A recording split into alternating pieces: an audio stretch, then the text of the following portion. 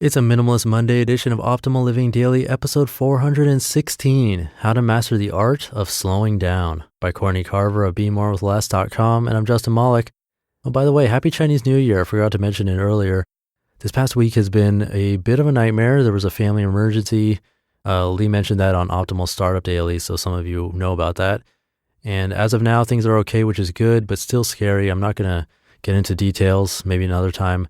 Still too new, and I want to keep positive. So yeah, I'm thankful at the moment. Also thankful for you being here and coming back every day to listen.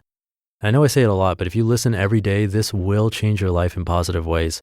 I'm 416 days in now, and it's definitely changed mine for the better. So stick with it, make this a habit, and it will do wonders for you.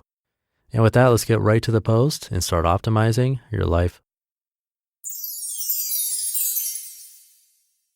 How to Master the Art of Slowing Down by Courtney Carver of BeMoreWithLess.com. Living in a new, smaller space, we've been spending more time together and really enjoying our new life in the city by removing things like big house, yard, shed, mortgage, high utility bills, property taxes, car, clutter, and other stuff. We have even more time and attention to spend with each other. Because I realize that freezing time isn't realistic, I've decided to master the art of slowing down to enjoy each moment instead of rushing through to get to the next. It is our nature to be on two speeds, sleeping and go, go, go. As a society, we put so much value on getting things done that everyone is moving at an unsustainable speed to do it all.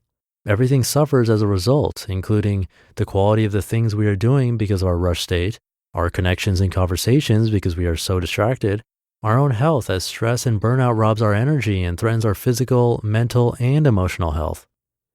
8 essential lessons for mastering the art of slowing down. Number 1, wake up slowly. Instead of rolling out of bed and into your life, set your alarm clock 10 minutes early and take time to welcome the day.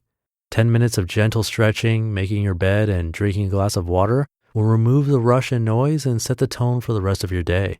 If you think you need coffee, morning news, or a dive into the email abyss before getting dressed, trade your habits for 7 days and see what feels better, not only in the morning, but all through the day.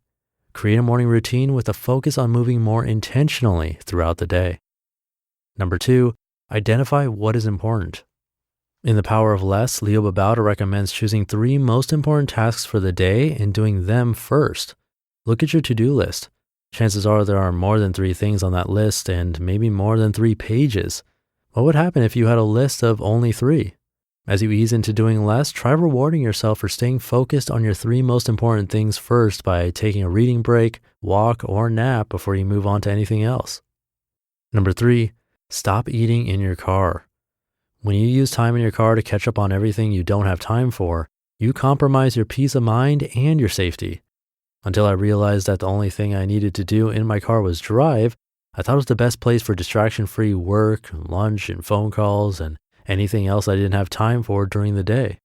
Once you establish your car as a food-free, phone-free zone, you can focus on driving and enjoy the time you have to slow down between appointments or destinations. If the idea of only driving while you're in your car seems impossible, something's got to give. Number 4, choose people first. My mind chooses people first, but my actions don't always represent that. If I'm writing or working and someone interrupts me, I might throw out one of these go-away phrases. In a minute, give me a sec. I'll be done in 5 minutes and then I can talk. Think about when you use those phrases. Maybe use them while working, but what about when you're checking Facebook, watching TV, doing laundry, or other things that may be way less important than people? It's frustrating to be distracted, but it's even more frustrating and hurtful to be dismissed. You can limit the need to use these phrases by setting loose expectations and letting people know what you need, and then by letting go of what you need for a minute, a sec, or 5 minutes to give the people you love what they need. They need you. Number 5, release regret.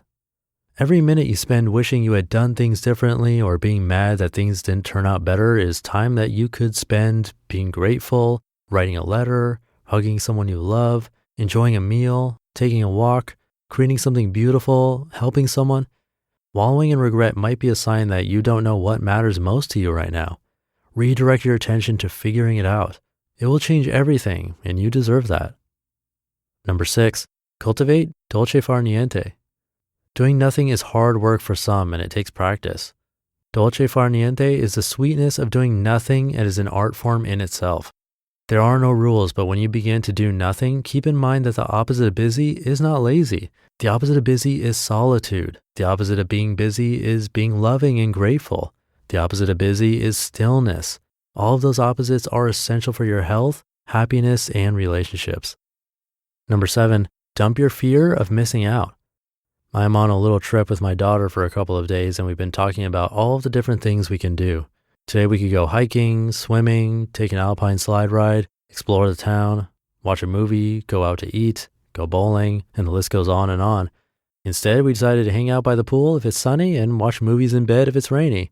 We will miss several activities and options, but without the pressure of scheduling the day or bouncing from activity to activity, we can truly enjoy the time we have together. You miss opportunities all day long by choosing things that matter most, but what you will miss by trying to do it all and have it all can never be replaced. Number 8, breathe and start over. Return to the art of slow whenever you feel rushed or scattered. As soon as you notice that you are lost in the busyness of the day or your life, stop. Simply pause, take a deep breath, and remind yourself that you can choose slow. Speed and busyness is overrated. If we could put less value on the amount of things we get done and more value on how we treat people, including ourselves, perhaps we can master the art of slow. The next moment will come on its own time. For now, enjoy the one that is right in front of you. You just listened to the post titled How to Master the Art of Slowing Down by Courtney Carver of BeMoreWithLess.com.